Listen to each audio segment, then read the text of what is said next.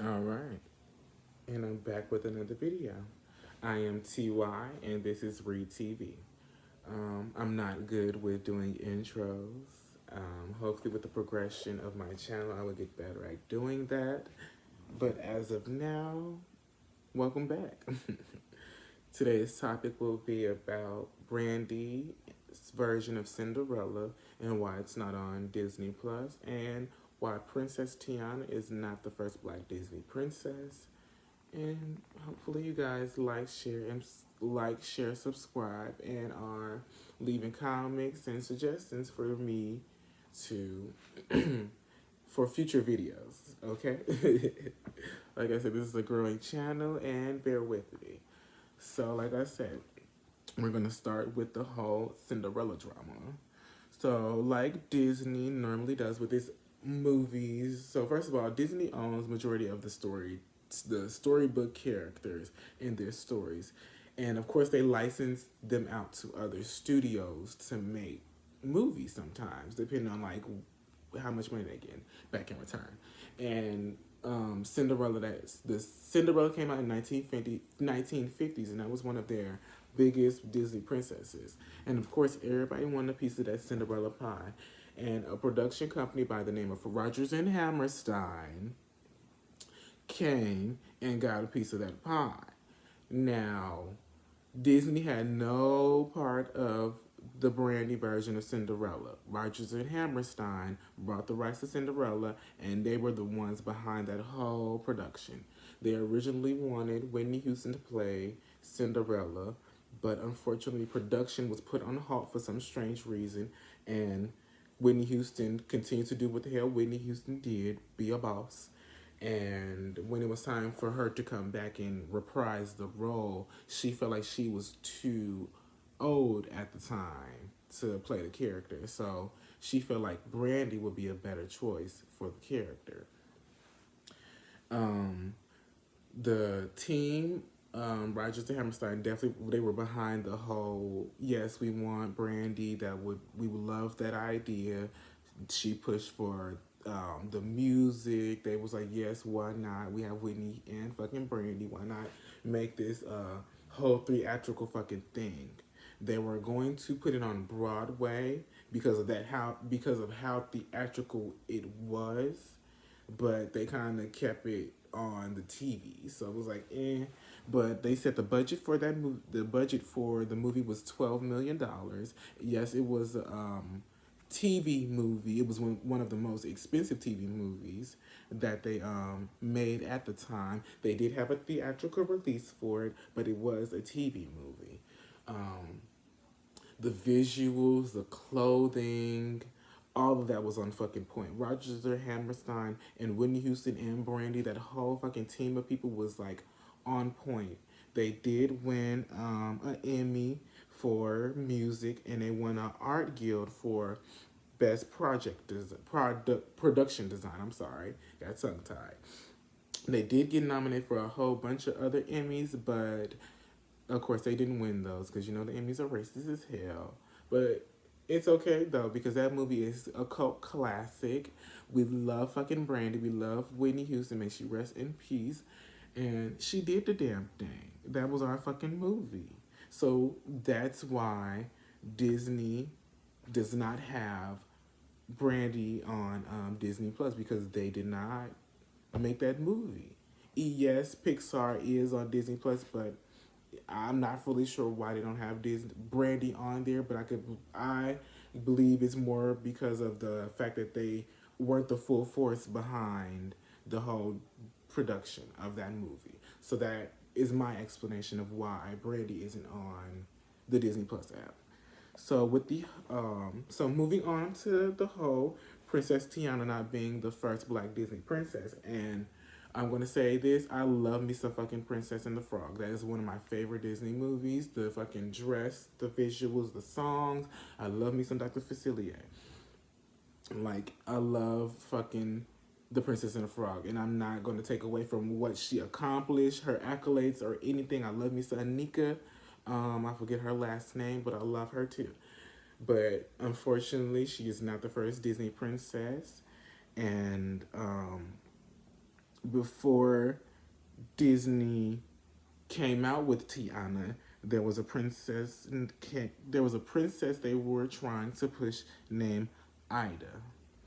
She was a Ethiopian princess. She was based off a real woman from Ethiopia, a real princess from Ethiopia. They really wanted her to be a part of the Disney canon, but you know Disney, they ain't really trying to have that many black princesses. They wasn't really trying to, but instead they turned it into a Broadway fucking show. So even though we didn't get our Disney princess, Ethiopian black princess, we got a Broadway princess. And Heather Hadley, the singer, "In My Mind, I'll Always Be My Angel," that lady, she it plays that character on Broadway. Now, like I said, Ida is a real Ethiopian princess. She was born in the 1920s. She died 2013 at age 85. They made an opera about her life, but then they turned it into the Broadway. Disney brought her rights, and they were going to turn it into a movie, like I said, but they scrapped the idea and turned it into a Broadway show instead. And it's about an enslaved African princess who fall in love with an Egyptian prince.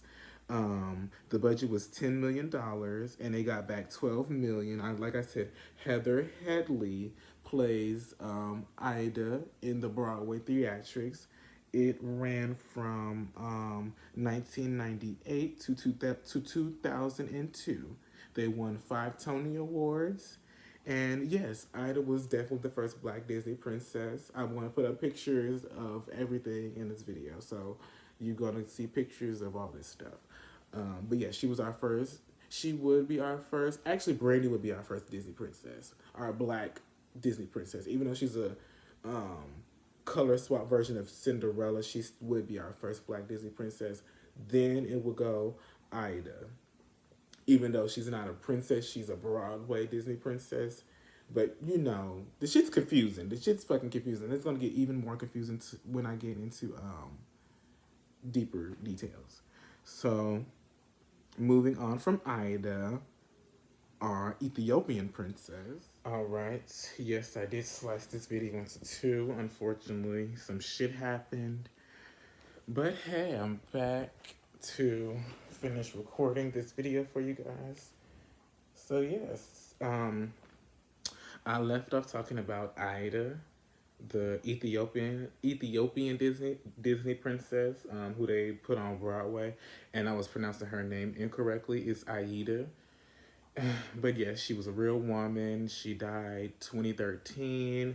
Like I said, they were trying to turn her into an actual Disney princess, but I don't know what happened. They just put it on Broadway, and that lived for however long. And yeah, so moving on to, I feel like she was the Wakandan princess before Shuri and Black Panther were pulled into the whole Marvel cinematic. I mean, to the whole Disney. Before Disney bought the rights of Marvel, I felt like this young lady was Wakanda before Wakanda. And if y'all seen the movie Atlantis: The Lost Empire, y'all know who the fuck I'm talking about. Princess Kita. I know her. She got a whole full name, Kita Kadash. I don't know how to say her fucking name, but Google that shit. But yeah, she was the first motherfucking.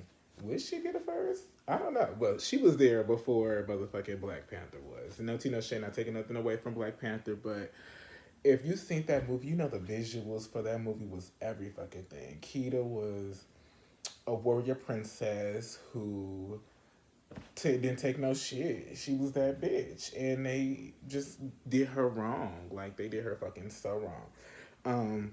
The movie came out in 2001. The budget was 120 million. Unfortunately, they made back 1800 and 186.1 million back. I'm sorry, I'm not really good with doing numbers, but Yeah, they made back. They didn't make that much money back, and they canceled the little series they were supposed to get. They were supposed to get a TV series, but unfortunately, like I said, they got low sales and the movie, so they wasn't able to make the TV series. They did, however, come out with like a sequel that was like straight to DVD, which was pretty good. Like I liked it. Like they had like a three story tale, like they all intertwined and connected to each other. But the Lost Empire was fucking everything. Like I said, the visuals, the story, like the whole native black people background and all this. So like they were really like Wakanda before Wakanda. Like if you see that movie, you know what the fuck I'm talking about. Like the Crystal Heart and all that stuff was uh but unfortunately, the reason why that Disney did not make her part of the princess lineup, they said that her age does not match the fucking Disney timeline. And it's like, if y'all know the Disney timeline, none of this shit makes sense. None of it makes sense. I don't know how any of the Disney princesses connect or any of the Disney movies connect. And I know there's a bunch of videos out there, but it's like she fits into the motherfucking Disney princess mode. Like, how dare y'all? It's because she was black and y'all was just not trying to give her the time of day. Because like you can't say that because Pocahontas is Native American looking and she has the whole earth, I mean the tribal vibes and things like that. So it's like there was no excuse for Keita not to be put up in the Disney princess lineup, and that low key is just like some bullshit. We all know Keita was that bitch. The Lost Empire was a great movie. Unfortunately, it didn't do well in theaters, and yeah. But like I said, she was our Disney princess. Like she deserved her motherfucking accolades. She does. Um, let's see. What else? What else? What else can I say about Princess Keita? That was pretty much it though. Like I said, the fucking movie was amazing. If you seen the movie, you know what I'm talking about. Um, but those are like the majority of the Disney princesses that they forgot about, that Disney ain't really talking about or promoting like that. We're gonna talk about the newer Disney princesses, like, well, actually, we're gonna talk about Kiki Palmer being on Broadway and her Cinderella, and like I said, they brought the Brandy's version of Cinderella to Broadway, and they casted Kiki Palmer, and that went for 2013 to 2015, and they made $14 million. They didn't say how much they spent on making that production, but that's how much money they made back. But shout outs to Kiki Palmer for getting that. I think I might make a video about Kiki Palmer because she don't get enough accolades, and her. I mean, well, she get her accolades, but she don't get enough recognition for those accolades. Like I feel like she was the Brandy for my generation. Because like don't get me wrong, I was a '90s baby and I had Brandy, but Kiki Palmer was definitely a 2000s version of Brandy for me. For me, but yes, and then we finally get our official Disney princess, which is Princess Tiana, which came out in 2009. The budget for that movie was $105 million, and they made $269 million back in revenue. So I love me some Princess and the Frog. That movie was fucking amazing. I love the dress. The story could have been a little bit better, but they gave us an independent, strong black woman. Like that's never seen. Well, it's seen in a lot of TV shows, but it's not really seen in cartoons too much. Like they always try and not victimize, but demonize the dark skinned black woman. And Tiana was a dark skinned woman. She had the full lips, the big nose. Like Tiana was that girl. Like I'm glad they made her our first official Disney princess. They made her part of the lineup.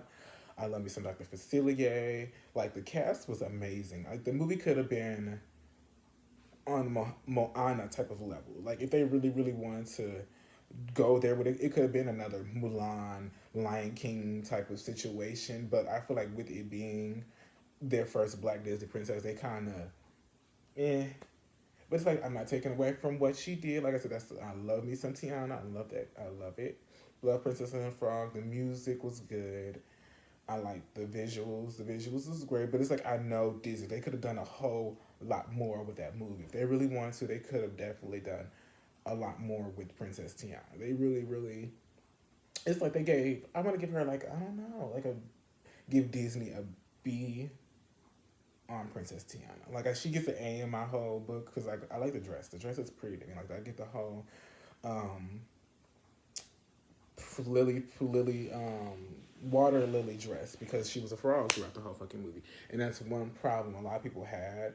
And it's like I have that. I kind of hate that she was a frog throughout the whole movie because it's like it takes away from her being in the fucking movie. Don't get me wrong. Even though when she was in the movie, she had some really nice clothes. She looked really pretty. Like the time she was human, they dressed her down. But when she was a frog, it was like, damn, why did she have to be a frog? I wish like they could have at least left Naveen as a frog and like had her helping him or like shrunk her down to a frog size and not initially turn into a frog. That way it could have been like a Princess Thumbelina type of situation meets Princess and a Frog. That could have been a little bit better. Like, right, she kissed him and it shrink her down and not just initially turn into a whole fucking frog, but like shrink her to a frog size. And she just had to travel through the New Orleans as a small woman. But they did Tiana well. They made her independent black woman, like I said. And if I felt like that blue dress she wore her for the ballroom scene, I feel like that was like a nod to Brandy and her Cinderella role, because that was a cute little blue dress. Like I peeped, that I was like, oh snap, they trying to pay homage to Brandy with that little blue dress and shit. But like I said, Tiana was definitely my princess. I like Princess and the Frog. Favorite movie. Disney could have done a whole lot more with that movie. But we got like I said, she's not the only black princess, so don't feel like Disney, well, even though they have been shorthandling us when it comes to like black princesses or black characters in general. Yeah, that's like a whole nother video. We're not really gonna talk too much about that. But it finally leads us into Princess Shuri. And honestly, you could put fucking nope, I'll wait. But Shuri, yes, Shuri is our officially new Disney princess. Kudos to her. Kudos to fucking Black Panther. Kudos to Chadwick Boseman. May he rest in peace. Like Black Panther is a life changing movie. It's a movie that really struck the world in a way that we needed it to. Like it's about time we got some respect on black superheroes and black people in general. Like congratulations to Shuri. Like I said, thank God that she's a part of the Disney lineup. And it sucks that we have to standardize ourselves to Disney to get the princesses. But it's like shit. I'm glad she's a part of the lineup. And like I said, honestly, you can make Storm a part of that lineup too. Storm is a Disney princess if you really wanna put put um put it out there. Shit, cause Storm definitely is a queen, not a princess. She's a queen. She's a goddess. But Storm definitely is a Disney princess. If y'all want to think about that, take time and do your research, people. Cause shit, we out there, we exist, we belong. And yeah, hope y'all like the video. Like, share, subscribe, comment, give feedback, and help me out with this channel. Love ya.